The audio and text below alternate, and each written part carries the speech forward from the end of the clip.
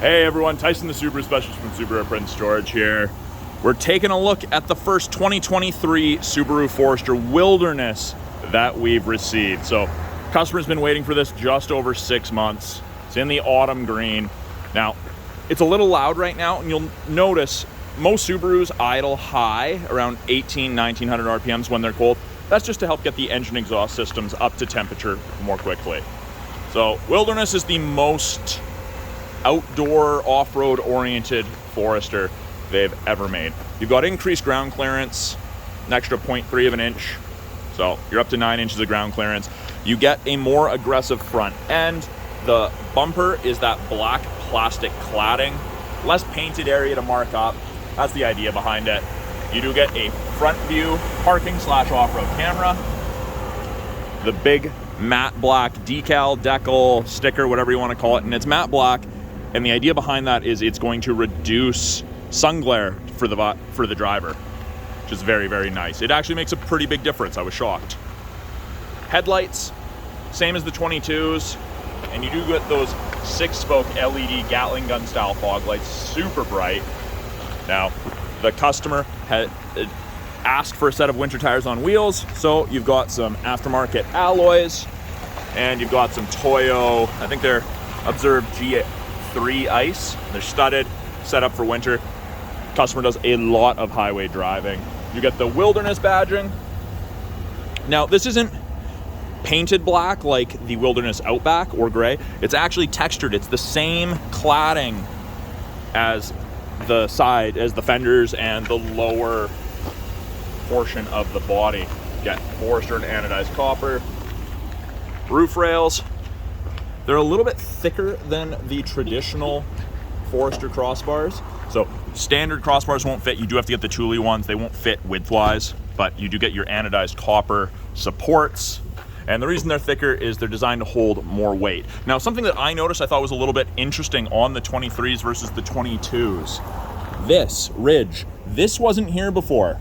Now, it's very interesting. The only thing I can imagine that line is for, that raised portion of the body, and it's on the other side as well, would be aerodynamic flow.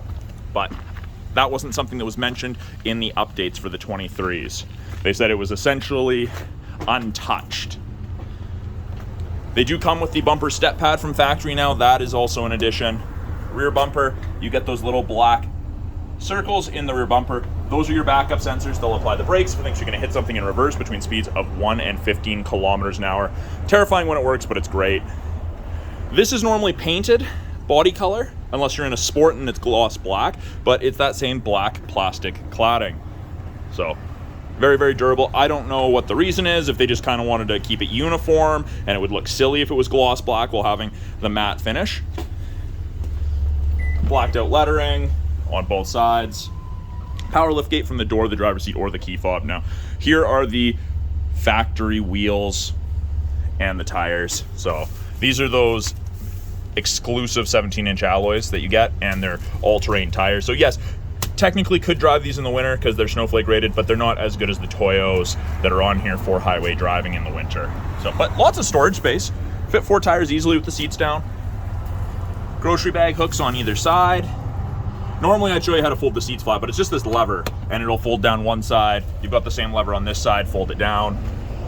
12-volt outlet for any charging needs. You have 4 heavy-duty hard mount tie downs to secure awkward things. Cargo tray is standard, and actually, you know what, I'm not sure if it's like the Outback one where it says Wilderness on it, so let's see if we can lift this one-handed. I'm gonna pause the video and I'll be right back. And we're back. It is not the same as the Wilderness Outback cargo tray. It just says Subaru. It doesn't have Wilderness like the Wilderness Outback did. Now, I can't show you because the tires are here, but you get a full-size spare tire on a matching alloy wheel, so it would be the exact same as this set of tires and wheels that are in the back right now. We do have LED cargo light set to door, so it opens when the door is opened. You can have it shut off. Hook. Now you can close it manually. You can close it from the button here. You can do it from the driver's seat, the key fob, or you can lock and close it. That won't work right now because the vehicle's running.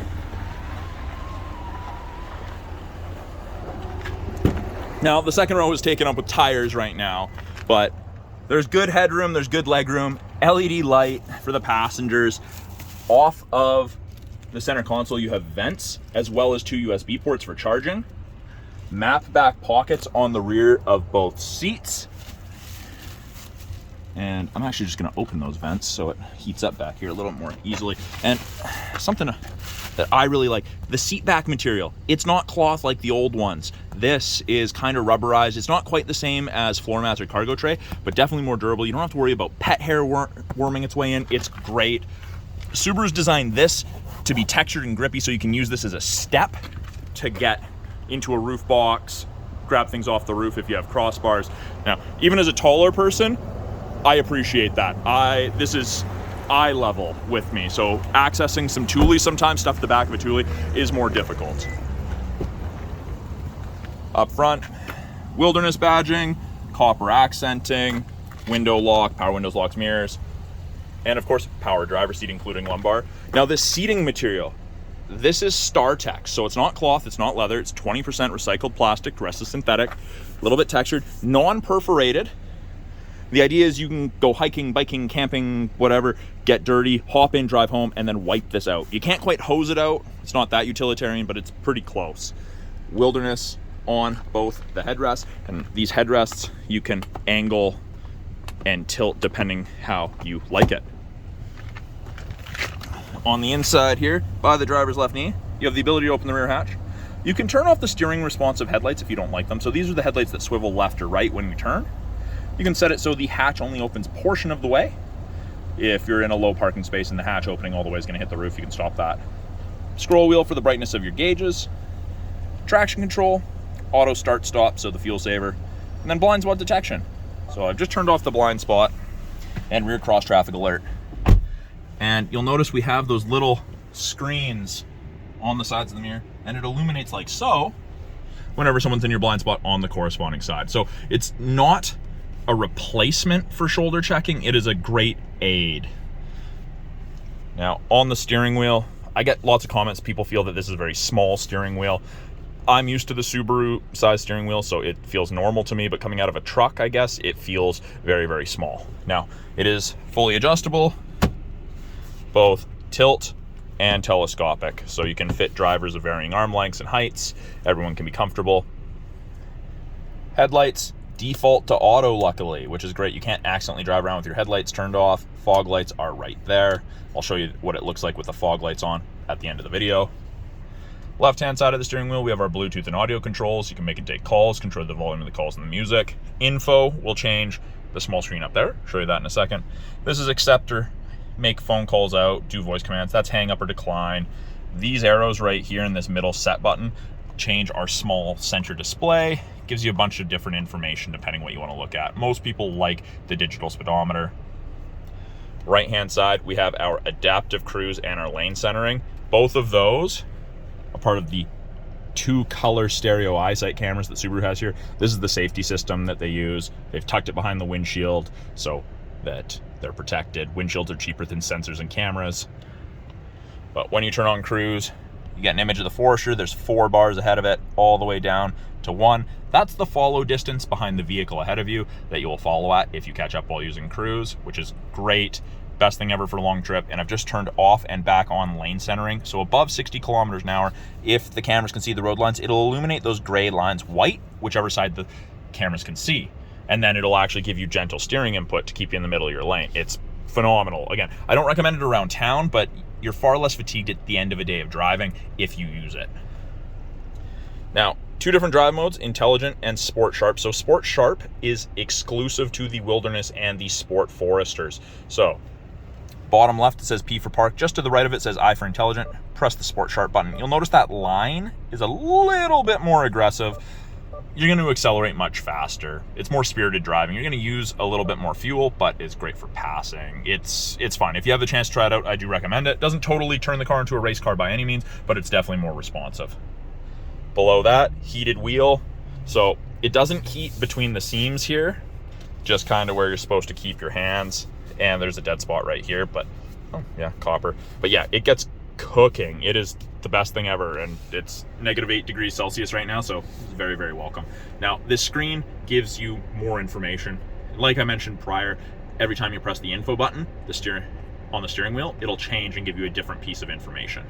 What safety tech's on, off-road screen, water temp, oil temp. Our climate controls also display up there. So it ranges from 30 on the high side all the way down to 15, freezing to tropical, depending how you and your passengers want it. Easy to sync it back up. Shows you where the airflow is being directed, fan strength. Very, very handy. Easy. It's a nice little glance down instead of having to look all the way down here like some of the vehicles to see what temperature you're set at.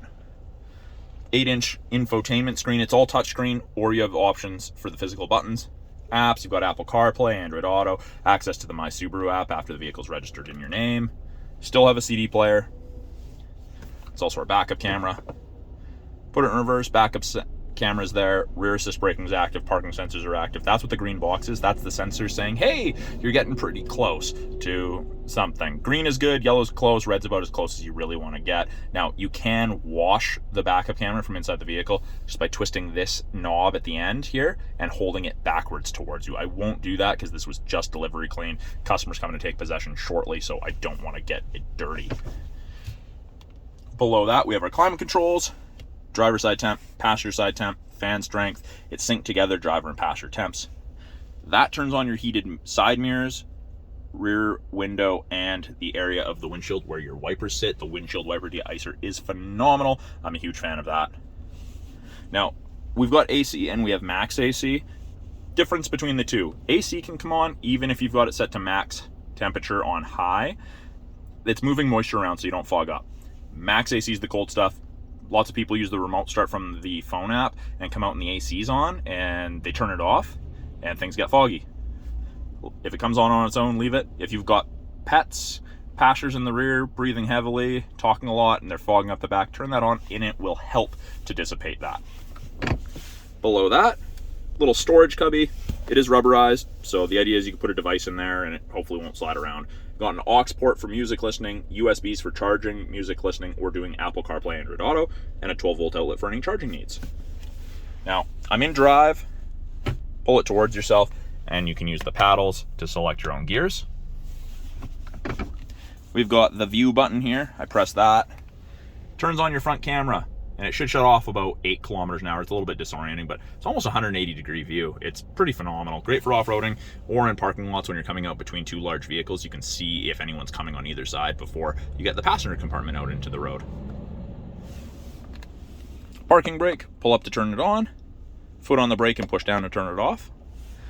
AVH is a brake holder for construction traffic, drive-throughs, rush hour traffic in a place that isn't Prince George. It just holds the brake a little bit longer so your ankle doesn't get sore. Heated seats, high and low for the driver and passenger. You've got cup holders, media storage, armrest. There is a 12-volt in there. It's kind of hard to see it at that angle, but you've got a place to run your cords out so it doesn't get crushed when you close the lid.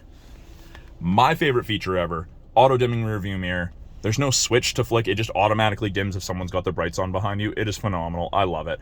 Now, you do have a built-in compass, and you do also have these 3 buttons right here. So that's for your home link system. You can hook up to 3 separate garage doors to your mirror. Very, very handy. Now, we have this dangler here. We did just put the winter tires on, so we do recommend a retorque after 150 kilometers, and I believe it's 90 pounds-feet of torque, 91 pounds-feet of torque. Not a lot of torque needed to torque the wheels on these. Up top here, we've got more parts of our eyesight safety system, the cameras. So lane sway, it'll beep at you if you start changing lanes without signaling, crossing lines. The one on the right's automatic emergency braking, so it's designed to try to stop you from hitting other vehicles, pedestrians. They don't mention animals, but I have had someone tell me it stopped them from hitting a moose, so that's an extra benefit, I guess. Little blue light right there is telling me that my headlights are turned on. Now they're off. But that's another way, because right now, looking out, I couldn't tell if my headlights were on. I can tell there, yes, you do have your indicators on the dash, but it's just another redundancy way to check. Now, we do have this SOS and roadside button. That's part of the 3-year trial to the connected services you get with most new Subarus. Very, very handy. SOS is exactly what it sounds like. You need medical help, something like that. Press that. Blue one's for roadside. Sunglass storage up top. We've got card holders on both side mirrors or visors, vanity mirror with light, and then these pop off, go sideways, and out of the card holder you've got an extender. So you can block the sun a little bit if it's directly beside you. And then sunroof in this, massive. It extends into the second row quite a bit back. It is a slide only, it's not a tilt, but it really brightens up the car on the inside. Now, let's go take a look at the front here. Told you I'd show you guys the fog lights.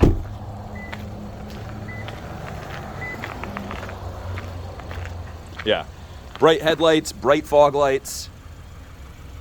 They are very, very bright. It's an aggressive looking front end. I quite like the look of them. And the autumn green really, really goes well with those anodized copper accents.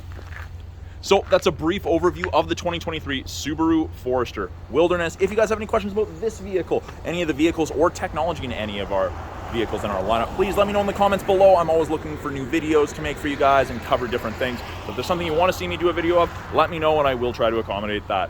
I'm Tyson, the Subaru specialist from Subaru Prince George. Talk to you guys soon.